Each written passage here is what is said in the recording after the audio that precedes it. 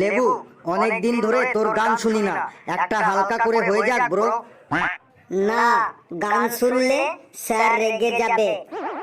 হয়ে যাক লেবু একটা, আমার কানটা 4 দিন ধরে জাম হয়ে আছে, তোর গান শুনলে কানের জামটা ছাড়াবো। শুরু কর ব্রাদার। বললাম তো, স্যার এসে আমাকেই বলবে, তোদের তো কিছু বলবে না, তাই নো গান আউটপুট ইন মাই গলা। আমার গলা দিয়ে কোনো গান বেরোবে নাই। ও লেবু, আমি বললেও না, অনেকদিন ধরে তোমার গান শুনি না, একটা গান করো না প্লিজ। তুই কেন? তোর বাড়ির লোক বললেও আমি গান গাইব নাই। প্লিজ প্লিজ প্লিজ লেবু। বেশ, আর প্লিজ প্লিজ বলতে হবে নাই, গাইছি। থাকলে ডোবা খানা হবে কচুরি পানা, থাকলে ডোবা খানা হবে কচুরি পানা, বাগে হরিণে খানা একসাথে খাবে না, স্বভাব তো কখনো যাবে না, ও মরি স্বভাব তো কখনো যাবে না।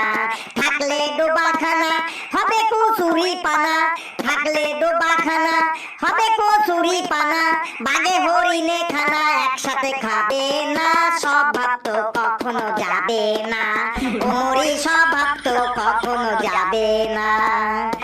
সাপের স্বভাব যেমন মারে বিষাক্ত ছবল, আর ছেলে ছোকরার স্বভাব যেমন পাকায় গন্ডগোল।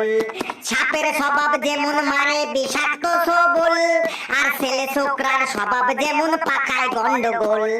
বিড়ালেরই স্বভাব যেমন হাড়ির পানে চায়, বিড়ালেরই স্বভাব যেমন হাড়ির পানে চায়, কখন শিখে পড়বে ফিরে তারই লালসায়।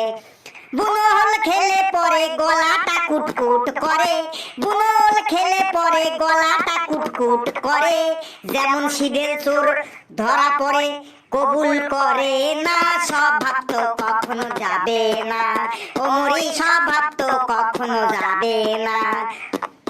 থাকলে ডোবা খানা হবে কচুরি পানা, বাগে হরিণে খানা একসাথে খাবে না, স্বভাব তো কখনো যাবে না। আবার গান। Good morning sir. Good morning sir. Good morning কি ব্যাড মর্নিং সেটা একটু পরেই বুঝতে পারবি। লেবু, তোকে পড়া ধরলে তোর গলা দিয়ে কোনো সাউন্ড বের হয় না, তখন গলাটা মিউট করা থাকে, আর গান গাওয়ার সময় তোর গলাটা একদম লাউড স্পিকার হয়ে যায়। তুই পেয়েছিসটা কি বলতো? স্যার, ওরা সকলে আমাকে জোর করে রিকোয়েস্ট করে, আমাকে ইমোশনাল ব্ল্যাকমেল করে, তাই আমি আর গান না করে থাকতে পারি না। আমিও তো তোকে পড়া করার জন্য জোর করি, তাহলে তুই পড়াটা কেন করিস না? স্যার, আপনি তো রেগে রেগে বলেন পড়া করে আসবি, পড়া করে আসবি, তাই আমার মাথাটা তখন ঠিকঠাক কাজ করে না। আর ওরা সবাই গান গাওয়ার জন্য রিকোয়েস্ট করে, ইমোশনাল ব্ল্যাকমেল করে, তাই আমার মাথাটা ভালো কাজ করে।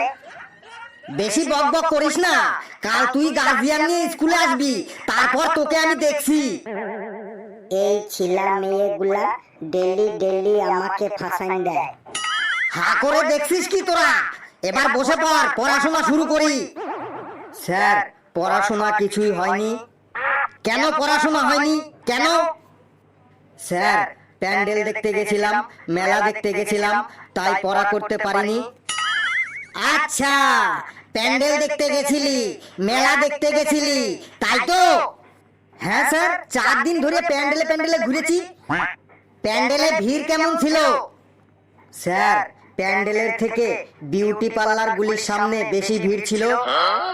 বিউটি পার্লার সেটা আবার কি? স্যার, যেখানে মেয়েরা মুখে মেকআপ করতে যায় তাকে বিউটি পার্লার বলে। না, হলো না, আমি ঠিক বুঝতে পারলাম না বিউটি পার্লার কাকে বলে, একটু ভালো করে বোঝাতো আমাকে। স্যার, আমি বলবো বিউটি পার্লার কাকে বলে। বল। স্যার, বিউটি পার্লার হলো একটা দোকান, সেই দোকানে মেয়েদেরকে খুব সুন্দরভাবে সাজানো হয়। স্যার, কালুও ঠিক ভালো করে বলতে পারলো না, আমি বলবো। তুই আবার বিউটি পার্লার কাকে বলে জানিস নাকি? বেশ, বলতো। যে গৃহে নারী পুরুষ উভয়ই তাহাদের নিজস্ব সাধারণ রূপ নিয়ে প্রবেশ করে। ওই গৃহের মধ্যে অভিজ্ঞ ব্যক্তিদের তত্ত্বাবধানে নানা রকম কেমিক্যালের দ্বারা তাহাদের আসল রূপ পরিবর্তন করিয়া এক নতুন উজ্জ্বল রূপ নিয়ে সেই গৃহ হইতে বাহির হইয়া আসে। সেই গৃহটিকে বিউটি পার্লার বলে। তাই নাকি? হ্যাঁ স্যার, লেবু ঠিকই বলেছে। আমি দেখেছি আমাদের পাড়ার রানু, বুচি, টুম্পা বিউটি পার্লারে ঢোকার আগে ওদের একরকম দেখতে ছিল, আর বেরোনোর সময় ওদের রবিনা ট্যান্ডন, রানী মুখার্জি, দীপিকা পাডুকোনের মতো লাগছিল। এই কালুও একবার বিউটি পার্লারে গেছিল, ওকে একদম ঋত্বিক রোশন বানিয়ে দিয়েছিল। ঠিক আছে ঠিক আছে, আর ব্যাখ্যা করতে হবে না। নে এবার মেলাতে কে কি করলি, এক একজন মেলা দেখার এক একটা ঘটনা বল। স্যার, মেলা দেখার ঘটনা কে আগে বলবে স্যার?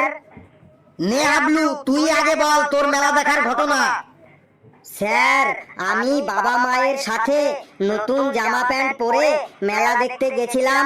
মেলাতে গিয়ে এগরোল আর আইসক্রিম খেয়েছিলাম, তারপর বাড়ি চলে এসেছি। ধুর, এটা আবার একটা ঘটনা হলো নাকি? সবাই নতুন জামা প্যান্ট পরে মেলায় যায়, আর মেলাতে গিয়ে সবাই কিছু না কিছু খায়।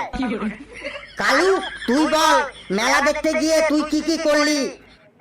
স্যার, আমিও বাবা মায়ের সাথে মেলা দেখতে গেছিলাম। মেলাতে গিয়ে যখনই মোগলাই, চাউমিন, এগ রোলের দোকানের সামনে দিয়ে যাচ্ছিলাম, তখনই ওইগুলো খেতে চাইছিলাম, কিন্তু বাবা আমাকে কখনোই কিনে দিল না।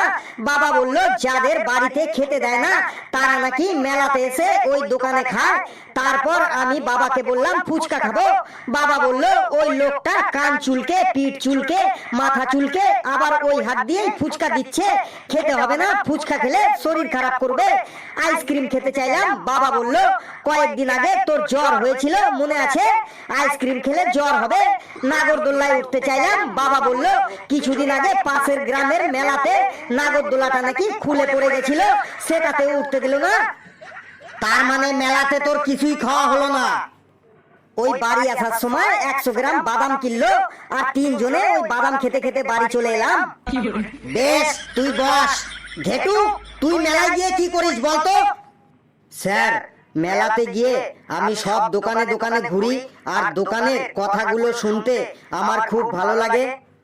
দোকানের আবার কি কথা বলতো শুনি? স্যার, চপের দোকানে বলে আসুন দাদা, বসুন দিদি, আসুন আসুন, খেয়ে দেখুন এই দোকানের খাবার। সিদ্ধিসরি পাঁশকুড়ার চপ, 14 রকমের মশলা দিয়ে তৈরি এই পাঁশকুড়ার চপ একবার খেলে বারবার আসতে হবে। আমাদের দোকানে পাবেন আলুর চপ, মোচার চপ, সয়াবিনের চপ, সম্পূর্ণ নিরামিষ 14 রকমের মশলা দিয়ে তৈরি সিদ্ধিসরি পাঁশকুড়ার চপ।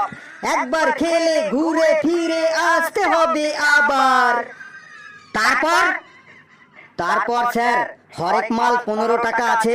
ওখানে বলে ও দাদা, ও বৌদি, ও কাকা, ও কাকিমা, ও জ্যাঠা, ও জেঠিমা, ও দাদু, ও ঠাকুমা, আমাদের স্টলে পাবেন হরেক মাল 15 টাকা। থালা নিন 15 টাকা, গ্লাস নিন 15 টাকা, বাটি নিন 15 টাকা, ঘটি নিন 15 টাকা, হাতা নিন 15 টাকা, খুন্তি নিন 15 টাকা, ফুলদানি নিন 15 টাকা, আয়না নিন 15 টাকা, চিরুনি নিন 15 টাকা, চুলের ক্লিপ নিন 15 টাকা, হেয়ার ব্যান্ড নিন 15 টাকা, যা নেবেন 15 টাকা। হয়েছে? তোর 15 টাকার গল্প শেষ হলো? না স্যার, এখনো বাকি আছে। হাতি নিন 15 টাকা, বাঘ নিন 15 টাকা, গন্ডার নিন 15 টাকা, টিয়া পাখিটি নিন 15 টাকা, ময়ূর নিন 15 টাকা, মোটরসাইকেল নিন 15 টাকা, ট্রাক্টর নিন 15 টাকা, যুদ্ধের ট্যাঙ্কার নিন 15 টাকা, বন্দুক নিন 15 টাকা। দামাদামি করবেন না, যা নেবেন এক দাম, 15 টাকা, 15 টাকা, 15 টাকা। আর তোর 15 টাকার গল্প করতে হবে না, তুই এবার বস। লেবু, তুই মেলায় গিয়ে কি করিস বলতো? স্যার, আমি নাগরদোল্লার পাশে দাঁড়াই থাকি। যখন নাগরদোল্লাতে ব্যালেন্সে ঠিক থাকে না, তখন আমাকে পাশ থেকে ধরে চাপিয়ে দেয় নাগরদোল্লার ব্যালেন্স রাখার জন্য, আর আমি ফ্রিতে নাগরদোল্লাতে চেপে পড়ি। তোকে দেখেই বোঝা যায় তুই সব সময় ফাউ ধান্দায় থাকিস।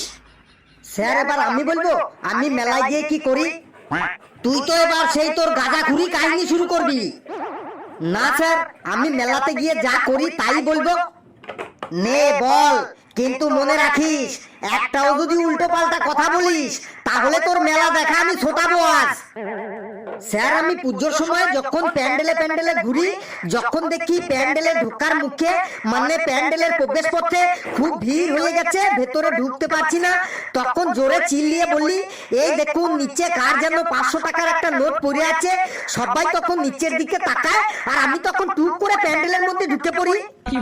এই যে শুরু হলো কাহিনী। তারপর শুনুন স্যার, তারপর মেলাতে রেস্টুরেন্টে ঢুকে যদি দেখি কোনো সিট খালি নেই মানে কোনো চেয়ার খালি নেই, তখন মোবাইলটা কানে দিয়ে জোরে জোরে একবার শুধু বলি এই তোর বোনকে দেখছি একটা ছেলের সাথে বসে মোগলাই খাচ্ছে। ব্যাস, সাথে সাথে রেস্টুরেন্টে 3-4টি চেয়ার খালি হয়ে যায়। এই তুই থাম এবার। শুনুন স্যার, তারপরে আমি মেলাতে গিয়ে মেলায় যারা থাকে তাদের সবার পকেটে সবাইকে একবার করে হাত ঢুকিয়ে ছাড়ি, আর যারা মেলাতে উপস্থিত থাকে তাদের কয়েক সেকেন্ডের জন্য টেনশনে ফেলে দিই। মেলার সবাইকে পকেটে হাত ঢুকিয়ে ছাড়িস, সবাইকে টেনশনে ফেলে দিস, সেটা আবার কি করে শুনি? একদম সিম্পল ব্যাপার। আমি মেলা কমিটির কাউন্টারে গিয়ে মাইকে শুধু একবার বলি মেলার মাঠে একটা মোটরসাইকেলের চাবি আর একটা মানি ব্যাগ পাওয়া গেছে, উপযুক্ত প্রমাণ দিয়ে আমাদের কাউন্টার থেকে নিয়ে যাবেন। ব্যাস, মেলায় উপস্থিত সকলে টেনশনে পড়ে যায় আর সবাই সবার পকেটে হাত ঢুকিয়ে পকেট চেক করে নেয়। তারপরে প্যান্ডেল দেখতে গিয়ে আমি মানুষের মধ্যে কিউরিওসিটি মানে কৌতূহল ঢুকিয়ে দিই। মানুষের মধ্যে কৌতূহল ঢুকিয়ে দিস, সেটা আবার কি করে শুনি? প্যান্ডেল দেখতে গিয়ে যেখানে একটু জটলা দেখি মানে একটু ভিড় দেখি, যেমন ফুচকার দোকানে ঘুগনির দোকানে, সেই জটলার পাশে গিয়ে আমি আমার বন্ধুকে জোরে জোরে বলি জানিস তো পাউরুটি আর সিঙ্গাপুরি কলা দিয়ে যে প্যান্ডেলটা করেছে ওটাই সব থেকে বেস্ট প্যান্ডেল। আর আমার বন্ধুও আমাকে সাথে সাথে বলে হ্যাঁ ঠিকই বলেছিস, ওই পাউরুটি আর সিঙ্গাপুরি কলার প্যান্ডেলটাই বেস্ট। আর সাথে সাথে ওই জটলা করা লোকগুলোর মধ্যে কিউরিওসিটি মানে কৌতূহল তৈরি হয়ে যায়। তারা তখন নিজেদের মধ্যে আলোচনা শুরু করে দেয় কই এত প্যান্ডেল দেখলাম কিন্তু পাউরুটি সিঙ্গাপুরি কলার প্যান্ডেল তো দেখলাম না। কিন্তু স্যার আদেও পাউরুটি আর সিঙ্গাপুরি কলার কোনো প্যান্ডেলই হয়নি। মানুষের মধ্যে কিউরিওসিটি বাড়িয়ে দারুণ মজা পায়। এই তুই থাম এবার, না হলে তোর কথা শুনে আমিও এখন হেসে ফেলবো। কিন্তু সবাই চুপচাপ বস, আমি যাই। বাপরে বাপ, কি বিচ্ছু ছেলে রে মাইরি। বন্ধুরা ভিডিওটি কেমন লাগলো আপনারা কমেন্টসে জানাবেন, আর ভিডিওটি লাইক করবেন, যত পারেন শেয়ার করবেন, আর চ্যানেলটিকে সাবস্ক্রাইব করে আমাদের সাথেই থাকবেন। হাসতে থাকুন, সুস্থ থাকুন, যত বেশি হাসবেন তত বেশি সুস্থ থাকবেন। আর ওই পাউরুটি আর ওই সিঙ্গাপুরি কলার প্যান্ডেলটা কিন্তু আপনারা অবশ্যই দেখবেন।